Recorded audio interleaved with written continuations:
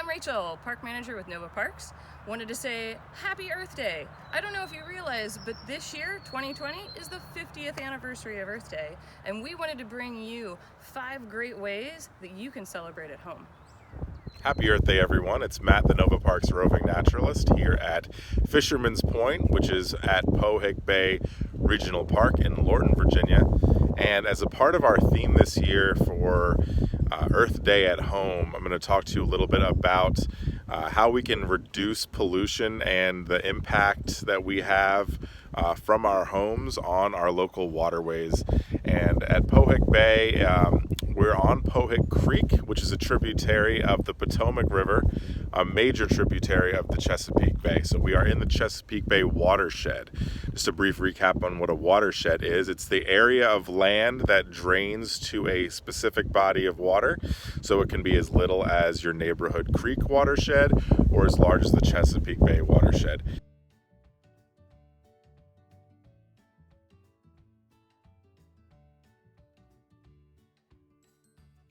So I assume most of you who are watching are in the Chesapeake Bay watershed, and if you're not, you can still apply the same logic to whatever watershed you live in.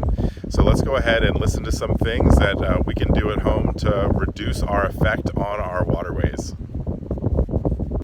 One really easy way to start is to reduce unnecessary water consumption at home. And 2 prime examples that stand out are taking shorter showers and leaving the faucet off when you don't need it while brushing teeth, shaving, or doing dishes. If you have a lawn or garden and use fertilizer, consider switching to compost, which you can make out of your own food scraps. This is a much more ecologically friendly alternative to store-bought fertilizer. Fertilizer can really do a lot of harm on the environment by introducing excess nutrients to our waterways. Luckily, freshwater tidal marshes, such as this one pictured here at Pohick Bay, can really absorb a lot of those excess nutrients to prevent algae from blooming. But it all starts at home, so use compost instead of fertilizer. Another thing that you can do is walk to your neighborhood stream and look for some trash to pick up. So that's what I'm doing right here at Potomac Overlook. And when you're looking for trash, make sure that we're not picking up anything sharp and that you're wearing the proper footwear because you're going to be walking around and you don't know what's going to be around. So, see some plastic right here. A lot of plastic water bottles and styrofoam are what you're going to find a lot of the time. And that's because whenever it rains, this is the stuff that floats. So it'll come down the storm drain, end up in the stream or river. And so this is what we want to focus on. Gardening, obviously a great way to both give back by planting, but also for you. Look at all these great vegetables, herbs, all kinds of things that you can plant in your garden.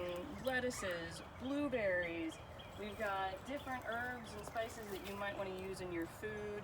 And you probably don't have an amazing bed like we do here at Potomac Overlook that our master gardeners take care of, but you could also find things at home that might be a really easy way for you to grab an old pot or use a coffee can or something that you might be able to plant your own things. Like here, we've got mint, wonderful mint.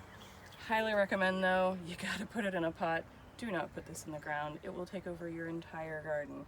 But this is perfect that if you live in an apartment and you just have a balcony, just somewhere that there's some sunshine, definitely research what would be good in your area and what time of year would still be good for now, because some things are gonna go better during this time of the year than maybe earlier in the spring or later in the fall. So just do a little research, but easy enough. Grab a couple pots and you can definitely have all the stuff you need to really make your dinners pop. To go along with gardening though, the one thing I really recommend in order to give back, compost. And I know a lot of you folks probably think, oh my gosh, it's gonna be so stinky, but really think about how many times people have told you how many vitamins are in your vegetables that are gonna make you healthy. Well, if they get to this point and you really don't wanna eat them, you can't waste these vitamins. These vitamins are great to put back into the soil. Recycle them back in, put them in the compost. Obviously our compost here, huge, don't need to be that big at home. You can go on different places. They have much smaller containers that you can do. You can even get some earthworms in there to really get the action going. But this is one of the greatest ways to recycle. Put those vitamins back in the earth, take this earth later, and stick it back into your garden and get even more.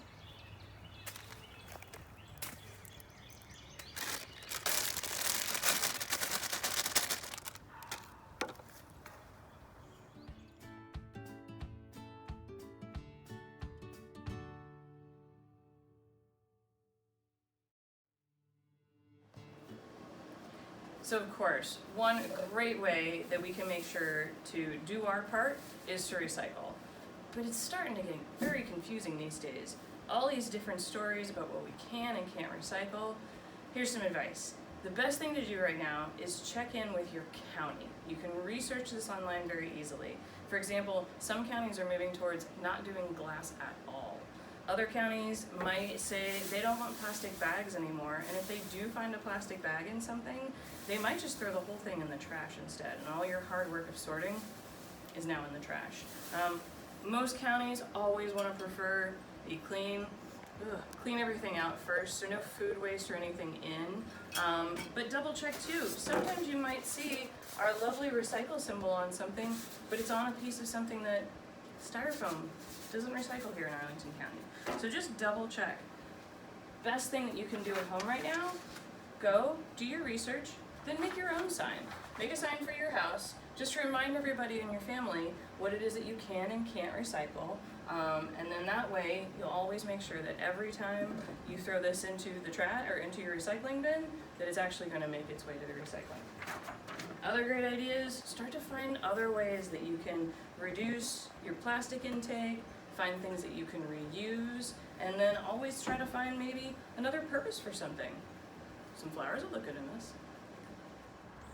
One really neat way that you can repurpose some of your household trash is by doing some DIY bird feeders. It's a great project that you can do with the kids. And here is one example. This is a coffee creamer bottle, and you fill it with bird seed. You've got chopsticks as perches, and so you'll just need to cut out some holes for the perches and holes for the birds to be able to access the food. Cut holes on the top here that you can attach a twine. You don't need to hang it from an actual bird feeder setup. You can just hang it on a twig or branch in your backyard.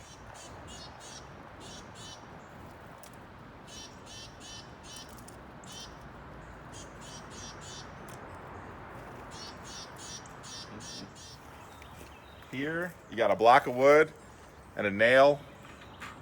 This is an orange feeder, and it's specifically for Orioles, as is this old measuring cup that you can put grape jelly in. They love grape jelly. They love fresh oranges, and so do squirrels, because you can see this one's been eaten, and I'm telling you, we don't have any Orioles yet, but we're hoping.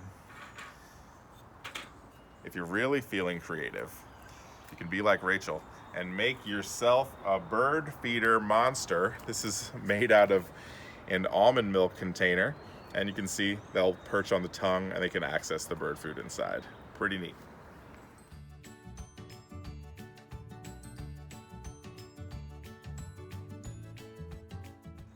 Or if you're not as crafty like me, you can stick to something easy, and that would be to use an old toilet paper roll, slab it with some peanut butter, and stick bird food on it. And then you've got twine going through it there. Same idea, just hang it from a twig or branch.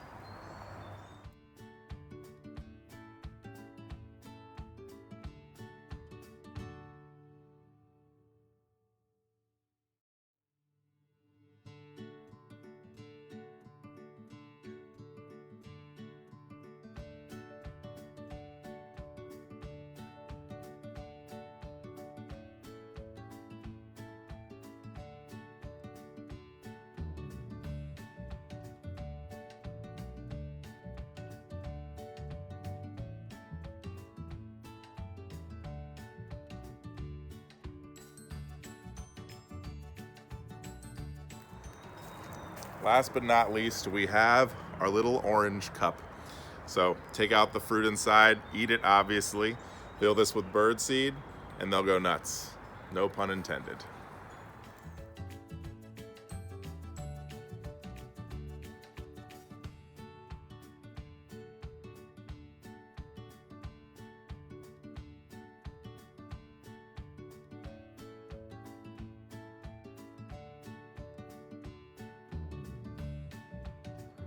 Keep in mind that not all trash is good for us to use to feed birds. We don't want to use any chemical bottles, anything that has had anything nasty in it that would be toxic to animals. We don't want to use that. So try to stick to food products if you can, or something that just doesn't have anything toxic in it. Make sure to clean it thoroughly before you use it for the birds. Hey guys, this is AJ, the park naturalist, here today to share with you a cool way that you can help your native ecosystem, and that's by removing invasive species of plants. Now, what's an invasive species? Invasive species of plants are plants that are non-native to here. They came from somewhere else, they spread fast, and usually they're really harmful to the environment. So a lot of the ones that we have in this area are going to be either from Europe or from Asia that has a similar climate, and we're going to learn how to identify some of them. All right, this is our first one of our biggest ones. This is garlic mustard. So it gets its name because when you grind up the leaves, it smells a lot like garlic. This stuff pops up everywhere. Really easy to identify by the white flowers. The leaves are triangular, very sharply toothed, and almost look kind of heart-shaped up here too.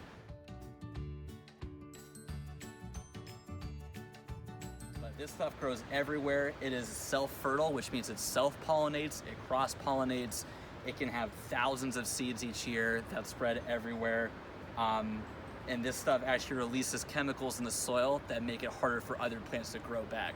So this is definitely something that you want to rip out. And just like I said, that's really all it takes, is just giving a big yank, and you can bring out pretty much every part of the plant, to include the roots too, if you get a good yank on it. So if you see this stuff, yank it out. All right, this is our next plant. This is multiflora rose. So multiflora rose has these sharply toothed leaflets. So this is actually one leaf. This is actually one leaf, but you see all those different leaflets. They are toothed, they have those kind of ridges, as opposed to another thorny plant, greenbrier, which is native, which is going to have really smooth looking leaves. So you can actually see these two growing side by side. This is native, this is invasive.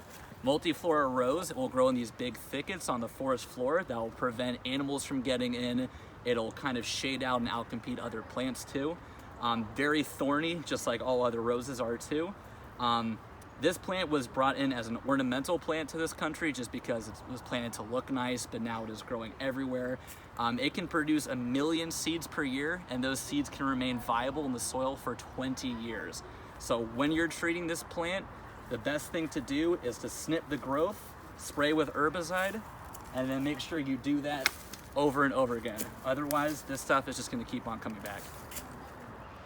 This is our last plant. This is Japanese honeysuckle. This stuff is everywhere. It is widespread. This was another ornamental species that was planted because it looks nice, but now it's kind of taken over. The leaves are opposite, so you can see them opposite to each other on the stems. Some of the leaves will actually even look like middens as well. You can see a little midden lobe on them.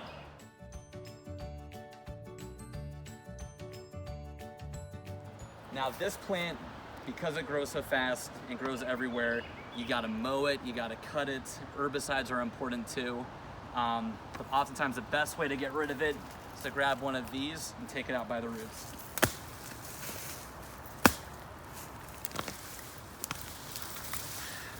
Just like that. And then you got your honeysuckle. All right, everyone, those are just a few of the invasive species you can find around here. Be sure to research more. When you're managing them, make sure to wear your gloves, and make sure that you're also disposing them in trash bags, not in compost piles, to prevent these seeds from re-spreading. Thanks everyone, and keep up the battle against invasives. All right, so those were 5 simple ways that you too can help the earth from home. Feel free to share any of your Earth Day contributions or creations to Nova Park's social media, or feel free to use the Earth Day Starts at Home hashtag for any social media posts that you might make. Thank you everyone, and have a happy and safe Earth Day.